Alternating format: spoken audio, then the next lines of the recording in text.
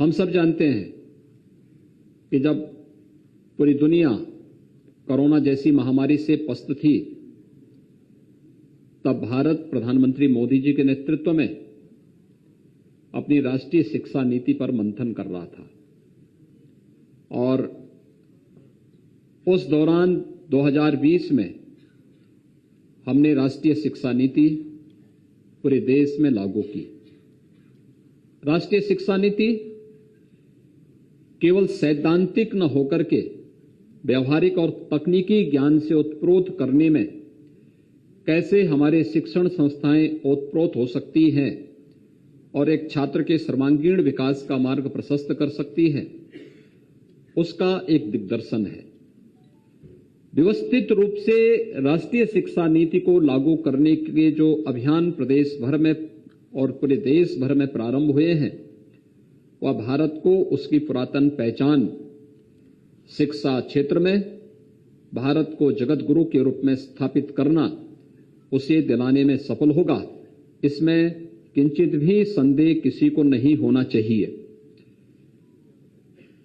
शिक्षा जगत में बहुत कुछ करने की संभावनाएं हैं और आपने देखा होगा कि थोड़ा सा हम प्रयास कर लें, कैसे परिवर्तन हो सकता है।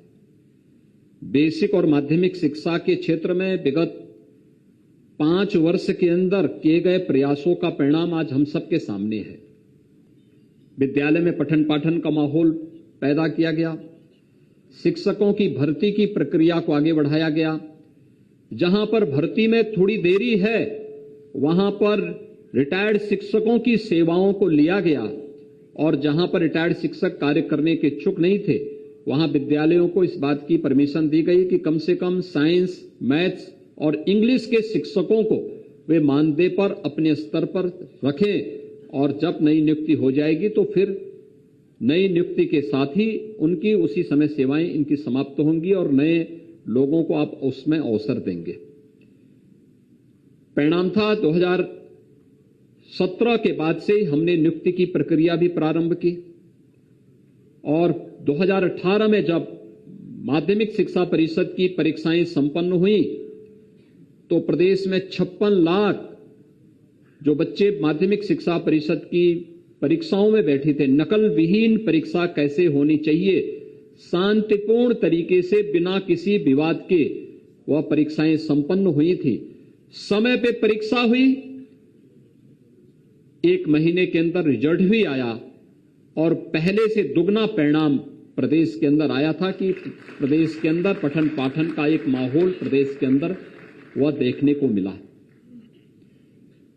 हम लोगों ने इस समय पहल की थी कि हमें विद्यालयों में पुरातन छात्र परिषद का गठन करना चाहिए, ये बेसिक हो या माध्यमिक। और उस समय, क्योंकि हम सब जानते हैं कि हमने थोड़ी भी पहल की होती या उस समय थोड़ी भी पहल होती, बहुत अच्छे परिणाम पहले भी आ सकते थे। मुझे याद है एक समय पूरा पूर्वोत्तर भारत, पूरा मध्य भारत शिक्षकों की आपूर्ति का केंद्र उत्तर प्रदेश हुआ करता था। उत्तर प्रदेश से ही पढ़े लिखे हर व्यक्ति शिक्षक बनकर के इन सभी राज्यों में गए हैं। किसी भी राज्य में अगर आप पूछेंगे, वो मध्य प्रदेश हो, राजस्थान हो, हरियाणा हो या फिर पूर्वोत्तर के राज्यों में अरुणाचल प्रदेश हो, असम हो, मेघालय हो, मणिपुर हो, त्रिपुरा हो, उड़ीसा में भी बड़ी संख्या में यहीं से गए हुए शिक्षक वहां की शिक्षा व्यवस्था की कमान को संभाले थे। लेकिन क्या कारण हो गया कि शिक्षा की यह आधार भूमि अपने आप में कुंद हो गई। कारण था कि यहां पर न सरकार के स्तर पर ध्यान दिया गया था, न हमने समय के अनुरूप अपने आप को ढालने का प्रयास किया था और न ही जो थे उन्होंने कोई जिम्मेदारी अपने ऊपर लेने का ही प्रयास किया। जब जवाबदेही के साथ एक कार्रवाई प्रारंभ हुई, उसके परिणाम भी सामने आते गए। इसके साथ ही शिक्षकों की भर्ती की प्रक्रिया भी संपन्न हुई।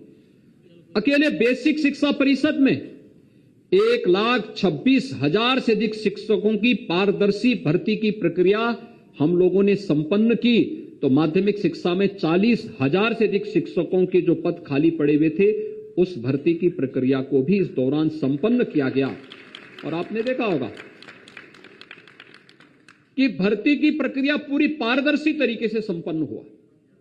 आज उसका परिणाम हम सबके सामने है।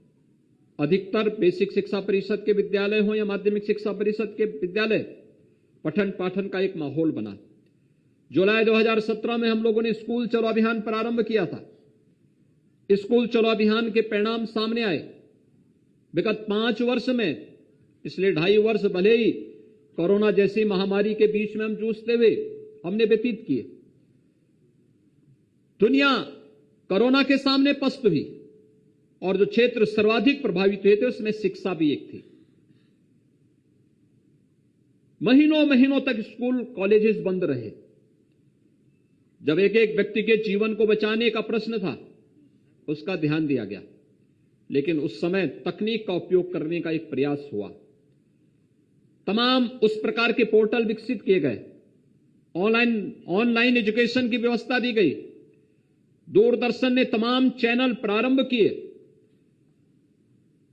इन सभी का उपयोग करने का प्रयास भी हुआ, लेकिन इस सब के बीच विगत 5 वर्ष के अंदर जो सबसे सुखद अनुभूति हमें इस बात की होती है, जब हम लोग